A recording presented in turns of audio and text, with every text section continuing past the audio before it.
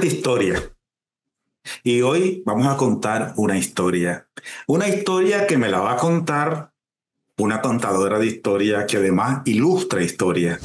Ella es Juniel Eleanor Hernández Arévalo, que nació en Managua en 1989. En realidad, entonces, Honora, como le dicen a ella, es una muchacha del siglo pasado, pero que está o comenzó a vivir en realidad en este siglo. Igual que yo, lo único que yo comencé en el siglo pasado y comencé a vivir en el siglo pasado, pero ella comenzó a vivir en este siglo y es una mujer, madre de 3 hijos, que lógicamente tuvo que tener a alguien que le ayudara a tener los 3 hijos.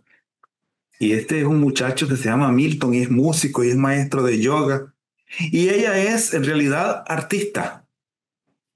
Yuriel Eleanor Hernández Arévalo. Y quisiera que te presentara. Y lo primero que quisiera saber es, aparte de tu nombre y esa fecha de nacimiento que di, ¿quién sos realmente? Okay. Bueno, un placer de estar acá. Muchísimas gracias por la invitación. Mi nombre es Eleanor Yuriel Hernández Arévalo. Pero mi sobrenombre o la forma en la que yo me represento es como Honora. Honora primero fue una agencia de diseño que formamos mi esposo y yo, Milton y yo, que era de cultura, arte y diseño. Trabajábamos con muchas empresas, pero que tenían que ver siempre con la cultura. No queríamos trabajar nada que fuera de publicidad para empresas como Coca-Cola y ese tipo de cosas. Ok. Yo empiezo a escribir antes de que nacieran mis hijos. Hice mi primer cuento, pero básicamente es solo ilustraciones, que se llama Hola, soy Fante. Es sobre un gallo y una gallina que adoptan a un elefante. Eso fue el objetivo era de que yo quería en algún momento adoptar. Entonces, por ahí nació ese cuento. No se dio, tengo 3 hijos y uno de mis hijos, el mayor, se llama Tristán, autista.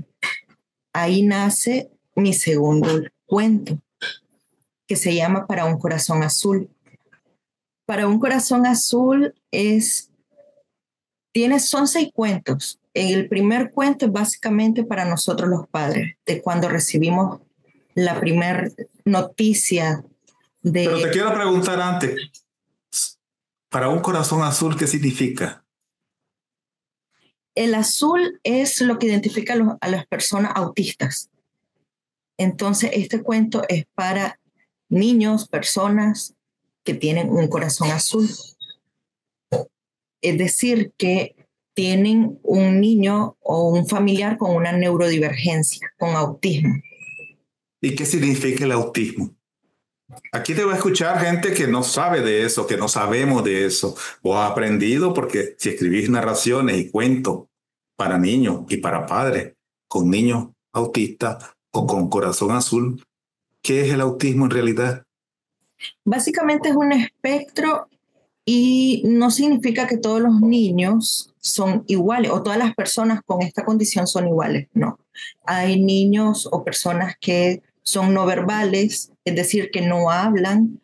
Están los que deciden no hablar o es por selección, escogen con quién hablar y con quién no. Están las personas que tienen problemas con el audio, entonces puedes ver a muchas personas que andan con audífonos, que son canceladores de sonidos o de ruido.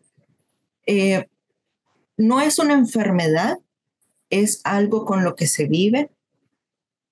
Mi hijo, por ejemplo, es grado 1, hay 3 grados, es lo que nos explicó en el médico.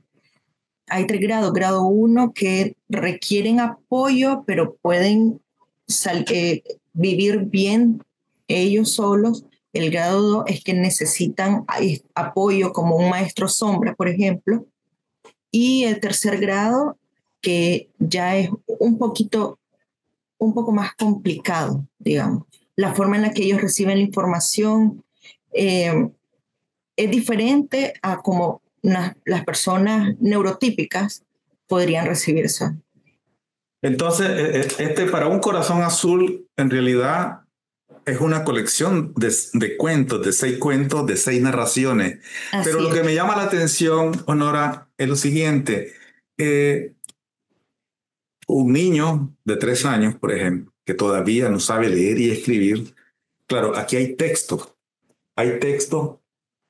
e ilustraciones, pero yo me he fijado que un niño de 3 años que no sabe leer se cuenta el cuento a partir de las imágenes según su creatividad y es capaz de volver a pasar las hojas, hoja por hoja, ver las imágenes y narrar una historia según su imaginación.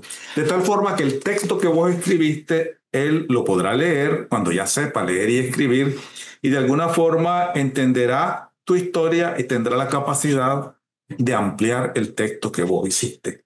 Entonces, la ilustración es, por lo tanto, tan importante o quizá más importante que el texto mismo, porque lo que estás haciendo al ilustrar, estás permitiéndole a la imaginación del niño que comienza a hojear tu cuento, a que esa imaginación vuele sin restricciones, a partir de los colores, de las imágenes, etcétera. Entonces, el primer elogio que quisiera hacerte es que tenés unas ilustraciones extraordinarias, llamativas. Eh, yo que no tengo la edad de un niño, aunque tengo quizás todavía el recuerdo de los niños, veo las imágenes y me recreo en ellas, porque son coloridas y también divertidas. Eh, y por eso quiero hablar, antes de hablar de los textos, de esas imágenes, de dónde le nació a Honora ser ilustradora, dibujante, pintora, creativa, que le permite hacer un cuento donde la ilustración se convierte en el elemento más importante de la historia que estás contando. Y este es uno y aquí tenés otro. Y esas figuras de esos niños que están ahí eh, y de esos niños que están haciendo lo que están haciendo, eh, lo lograste digamos, con belleza, con encanto, con dulzura. Entonces yo diría que la primera cualidad tuya como contadora de historia es la capacidad de ilustrar. ¿De dónde te viene eso? Desde pequeña mis papás me dieron lápices de colores, marcadores, todo tipo de material para yo poder experimentar. Realmente no fui una niña de salir a jugar, no jugaba en la calle, no jugaba con mis compañeros de clase, o sea, básicamente a mí me pagaban por salir. A mí me decían, anda a jugar con tus compañeros. No, no, aquí me quedo. No, no, aquí estoy bien. Siempre estaba entre los adultos o estaba dibujando. Igual era en clase, igual en cualquier lugar yo estaba dibujando. Y mis papás me metieron a clases de pintura cuando era chiquita.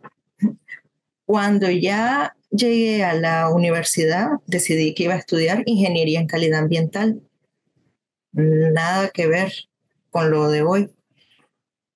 Pero cuando ya llegué a la mitad prácticamente del primer año de la carrera, conocí a Milton y él me dice, pero vos sabes dibujar, deberías de entrar a la escuela de arte.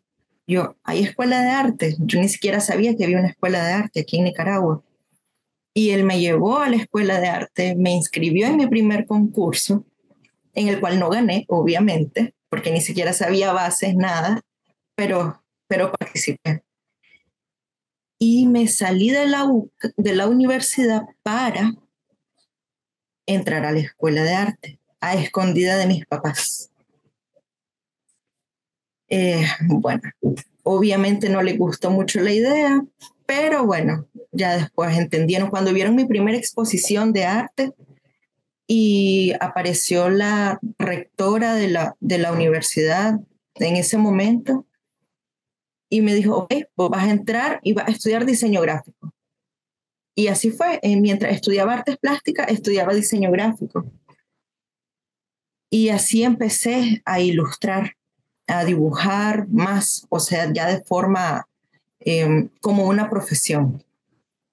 Inicié haciendo portadas de discos para bandas, para músicos. Había una banda aquí que estaba empezando a sonar y me pidieron que les hiciera yo el logo, el afiche y todo fue con ilustraciones y eso fue gustando al resto de bandas de música y empecé a hacer más ilustraciones hasta que empezaban a llamarme a mí pues para hacer esas ilustraciones.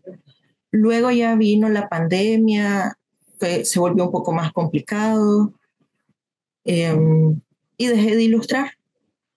Empecé a dar clases de pintura, de dibujo a niños y después de 10 años más o menos hice Hola soy Fante, el cuento del elefante que estaba contándole y ya 7 años después ya hice el cuento de Para un corazón azul. Ahora te quiero leer algo. Estos cuentos para un corazón azul, el primer relato que está ahí se llama Mi pequeña gran montaña rusa. Y solo quiero leerlo en voz alta para señalar algunos puntos. Un día, mamá recibió una noticia que la dejaría sin respirar. Le dijeron que su hijo, único y excepcional, era como una montaña rusa, llena de subida y bajada, con curvas inesperadas y emociones mezcladas. Cuando yo leo ese párrafo, el primer párrafo de tu historia, lo que veo es una metáfora extraordinaria. Es decir, estás señalando las características únicas y excepcionales de un niño como si fuera una montaña rusa. Todos nos imaginamos la montaña rusa y vos dibujás una montaña rusa que sube y baja y de repente está arriba y a veces está abajo. Entonces la metáfora es perfecta en términos de ilustración. Un adulto la entiende. De tal forma que la narración que vos hiciste, en la brevedad que le hiciste, lograste una construcción narrativa perfecta. Entonces, y cuando voy más adelante también me encuentro con esa mezcla de cosas. Y a los pocos párrafos, porque tal vez tendrá que 10, 15 párrafos ese primer relato, evidentemente es un relato breve. Para un niño no le puedes contar, un niño menor, no le puedes contar una historia con un relato extenso, porque si no, simplemente te va a dejar en la segunda página. Y además tenés que contársela con un atractivo de imagen y de colores para que él se interese y se imagine más allá del texto. Porque en realidad vos presentaste una metáfora, un relato y un dibujo. El niño, a partir de ese relato y a partir de ese dibujo, se expandirá sin límite en su imaginación. Entonces me parece que ahí mostrás la otra cualidad que quiero resaltar en vos, es decir, una narradora precisa que no pierde, que no se pierde en la extensión del texto y que construye metáfora. De tal forma, cuando yo leí este primer relato y cuando leo los otros relatos, por ejemplo, El monstruo del enojo, dice, soy un niño inteligente, tierno y valiente, pero tengo un monstruo que crece y crece, no se desvanece, me cubre por completo y no sé cómo pedirle amablemente que se vaya. Entonces, bueno, ¿qué es lo que querés decir? Eh, Siempre los miedos están desde chiquito y crecen cuando uno crece, si los deja crecer uno. Entonces, aquí hay toda una historia extraordinaria, que el cuento entonces se convierte en un relato útil para los niños que se divierten, pero más allá que para los niños que se divierten, y yo recuerdo un relato en particular, El Principito, de Exupéry. Bueno, ese Principito Alguien dice, es un cuento para niños, es un cuento para niños de ayer, de hoy y de siempre. Siempre será útil. Y casi, y yo diría también que este Corazón Azul lo lee un niño y lo disfruta en la brevedad, y lo lee un adulto, y más si el adulto es padre de un niño, digamos, especial, creo que encontrará en el relato una lección. Y te insisto en lo siguiente, una lección dada en la brevedad del texto, lo cual es una virtud. ¿Dónde aprendiste a escribir? Eh, en ningún lado realmente no he recibido talleres de escritura ni nada. Simplemente sale el cuento. El primer cuento, más que para los niños, es para los padres. Ese es un cuento para nosotros los padres. Entonces, por eso es que habla sobre la montaña rusa, donde cuando tenés un niño con una condición, hay momentos que son muy difíciles, muy complicados, y crees que estás al fondo y nadie te entiende, y realmente nadie te entiende. Solamente te puede entender un padre o una madre que tiene otro niño con una condición, pero el resto de papás no te entienden. Entonces es un camino muy solo, muy solitario. Por eso es que es una montaña rusa, no permite más pasajeros. Mm. Y a través de las ilustraciones, si puede ver, hay la forma en la que el niño es pequeño, y a medida que va avanzando, el niño va creciendo. Y cuando está chiquito, tiene casco, gafas, rodillera, está súper protegido. Y a medida que él va creciendo, va pasando por las subidas, por las bajadas, él va soltando, va quitándose el casco, va quitándose los lentes, eh, hasta que llega al punto en que la familia y él, o mamá y él, saben cómo pasar por esa montaña. Fíjate que, y vuelvo al Principito, yo me pregunto, no lo sé, pero cuando nosotros estudiábamos, y eso siguen siendo clásicos de la literatura, hay una serie de libros, digamos, de narraciones infantiles, pero no solamente son para niños, como por ejemplo Las Mil y Una Noches, que está llena de aventuras, y de ahí se derivan mil cuentos y mil historias y películas y cómics y todo lo que te imaginé. Las Mil y Una Noches, uno de los libros que leyó Rubén Darío en su niñez. No había cumplido 10 años y había leído Las Mil y Una Noches. Las aventuras de Alicia en el País de las Maravillas, por ejemplo, que es una novela, es un texto mucho más extenso, pero del siglo XIX, que también leímos, y la imaginación se disparó según cada quien quiso. Platero y yo, aquel burrito, digamos, de Juan Ramón Jiménez, premio Nobel de Literatura y además pupilo de Rubén Darío en su tiempo, y que es una novela corta que narra ese burrito. Cuando uno lee, cuando yo leí eso y que era niño, entendí algo, pero cuando volví a leer esos mismos relatos y ya no era un niño, ya había recorrido un camino, entendí mucho más. Creo que eso mismo pasa con tus libros, con tus narraciones. Si el niño lo lee, construirá una imaginación y un recuerdo, pero si el adulto lo lee, después del camino recorrido de su vida, creo que tendrá también un gran aprendizaje. Así es que yo quisiera sacar una primera conclusión, o dos conclusiones. Lo primero es que tenés una ilustración extraordinaria y atractiva. Y segundo, tenés una redacción precisa y creativa. Entonces, esos dos elementos, cuando vos ves la narración, el libro, te das cuenta que es un libro que atrae a los niños y distrae a los niños, y es un libro que da lecciones a los que ya no son niños hoy, pero siguen siendo en el fondo niños, a los padres, a las madres, y a los que no son padres ni madres y son adultos, que les permite sumarse en un mundo distinto. Y aunque está hecho estas narraciones para un corazón azul, como vos decís, en realidad es válido para todos los corazones. azules, rojos, amarillos y verdes, etcétera. Me parece muy interesante. Yo me estaba acordando de otra narración. Hay un hermano mío que es escritor, Jorge Bautista, que ha escrito cuentos para niños. En la literatura nicaragüense contemporánea, son muy escasos los autores que exploran este mundo para escribir cuentos para niños. Vos sos una de ellas en esta etapa contemporánea y deberías de seguirlo siendo. Bueno, mi hermano creo que escribió 3 o 4 historias para niños. A diferencia de vos, él hizo una cosa interesante y es que hizo las narraciones, se las contó a los niños y a los niños que se las contó les pidió que dibujaran algo.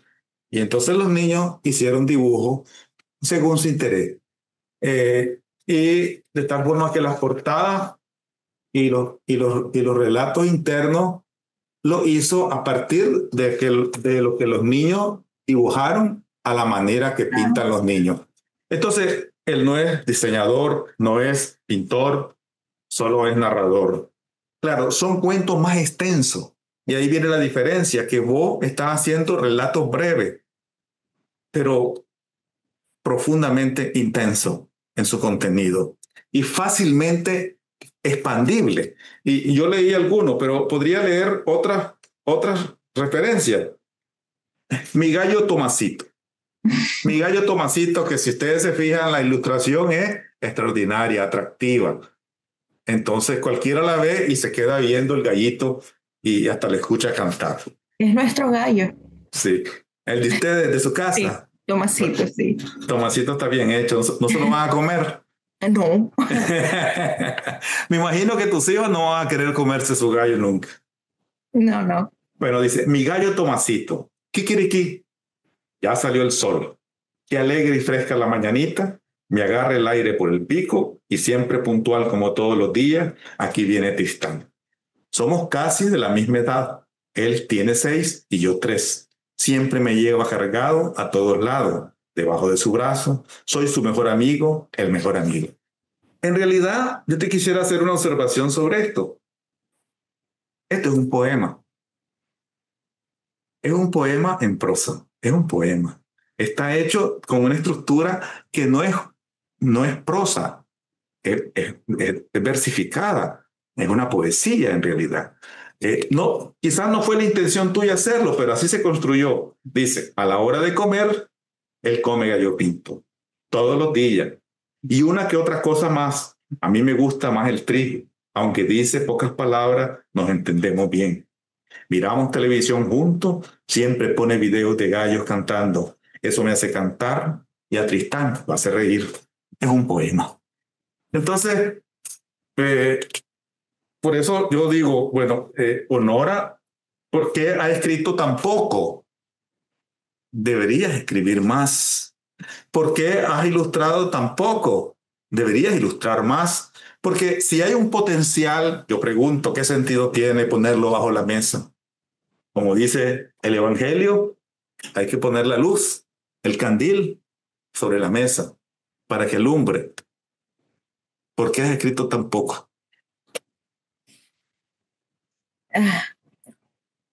Di mucho tiempo, básicamente 7 años la edad de Tristán.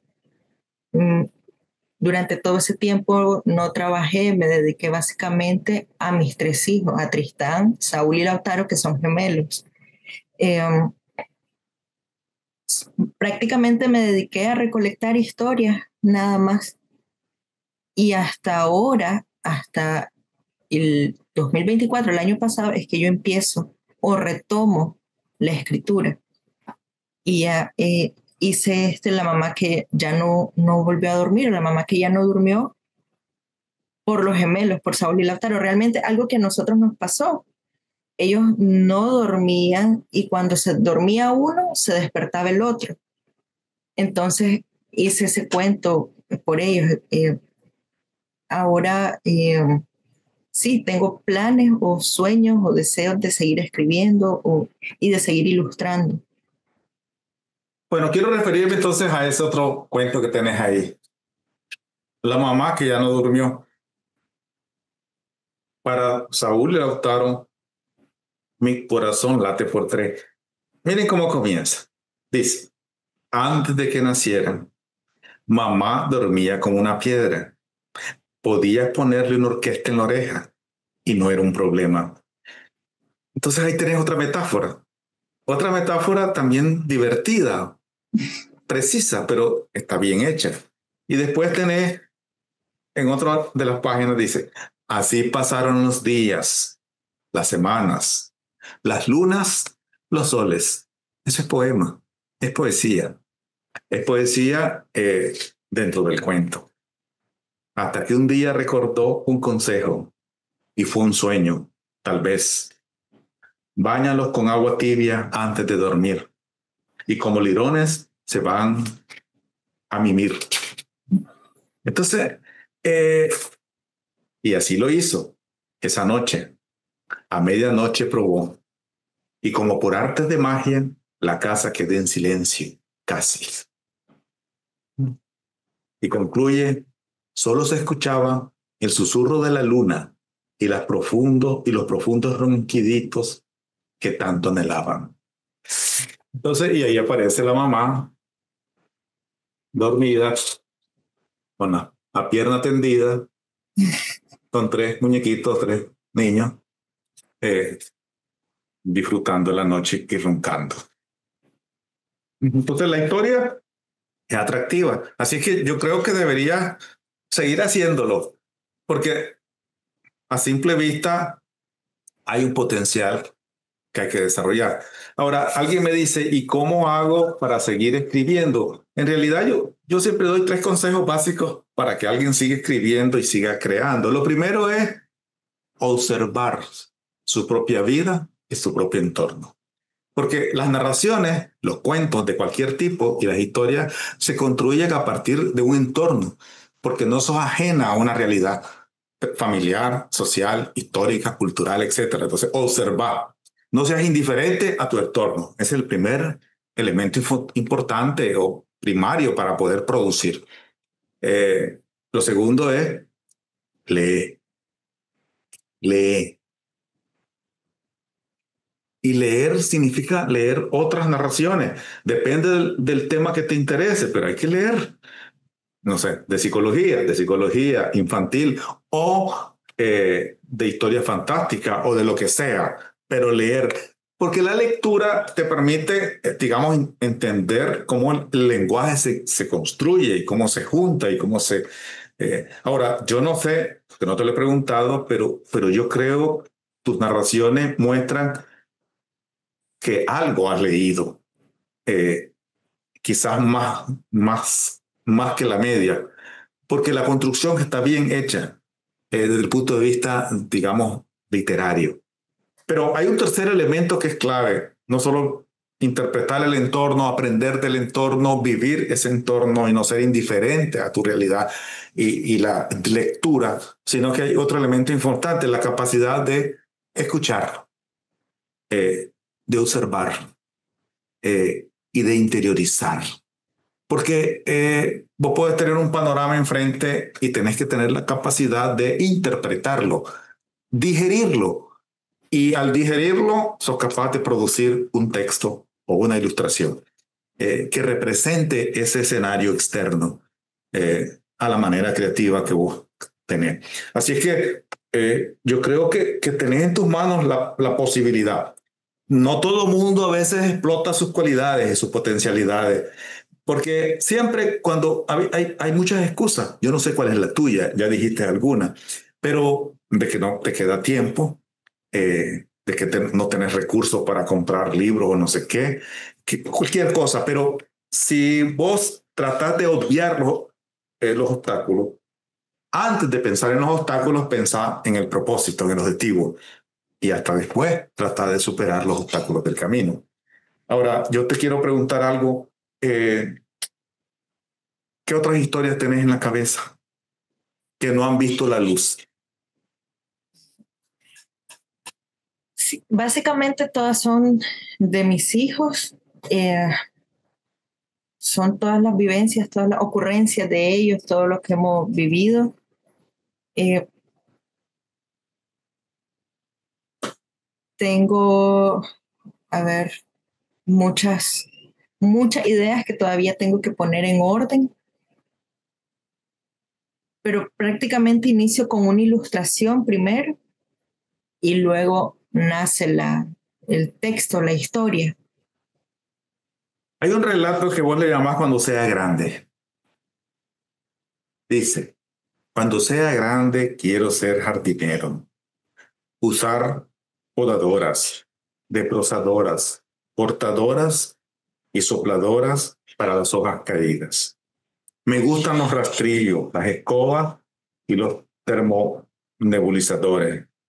Ponerme las botas y las gafas protectoras para trabajar, etcétera. Y aquí está alguien pensando en eso y un montón de cosas para el jardín. Yo te pregunto a vos, evidentemente vos no sos jardinera, pero ¿qué querías hacer cuando eras niña? Maestra, maestra. Y puedo decir que lo logré porque soy maestra de niños. En algún momento quise ser arquitecta y cuando me di cuenta que era para construir casas y puentes, dije, no, yo no quiero hacer puentes ni casas. Y desde siempre dije, voy a ser maestra. Entonces, ahora que sos grande, sos maestra y también sos jardinera, porque de alguna forma construir jardines en las mentes y en las imaginaciones. Dice, mi mamá es artista, a ella le gusta pintar, a mí la escultura me hace muy bien. Podría ser un escultor jardinero. Mi papá es músico, toca la guitarra y canta. Podría ser un músico jardinero. Quizá vos sos una maestra jardinera. Es que ese cuento nace porque Tristán le daban miedo las podadoras. Cuando venían a hacer el jardín, le daba terror, era el sonido. Y un día le pedí al señor que apagara la máquina para poder salir al jardín.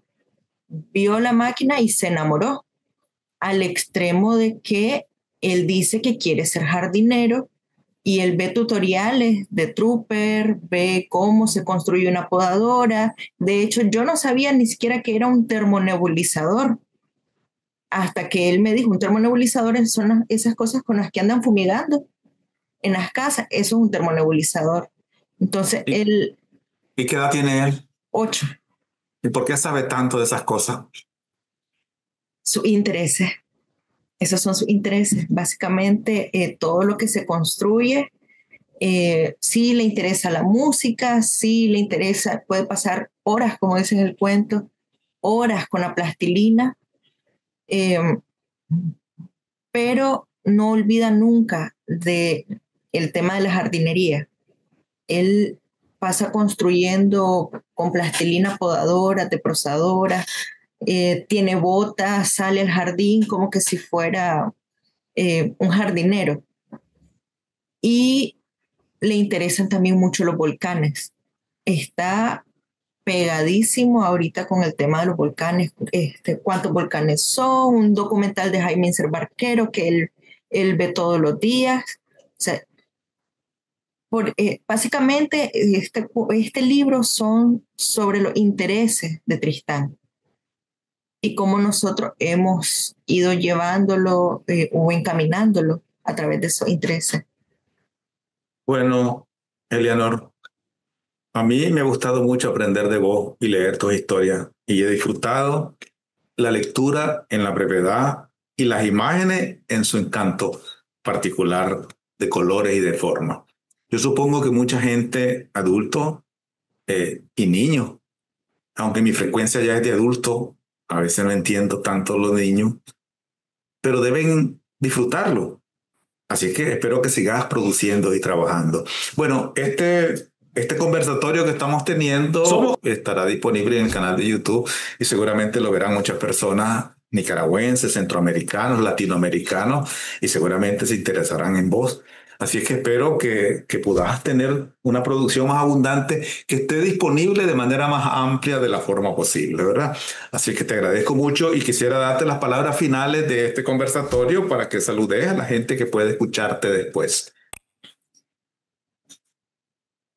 Ok. Muchísimas gracias por esta entrevista, gracias por todas las palabras bonitas, porque realmente me siento motivada para continuar escribiendo, continuar ilustrando. Retomando El corazón azul, el camino es difícil, es largo y solo, pero si logramos crear una comunidad entre padres con neurodivergentes, padres con niños que quizás necesitan más compañía, o padres que necesitan hablar, esa va a ser prácticamente la razón por la que voy a seguir escribiendo para estos papás y para estos niños. Bueno, muchas gracias. Muchas gracias y nos vemos, y espero que hayan disfrutado y hayan aprendido, igual que yo, de esta conversación interesante con esta mujer narradora e ilustradora de historia. Muchas Muchísimas gracias. gracias.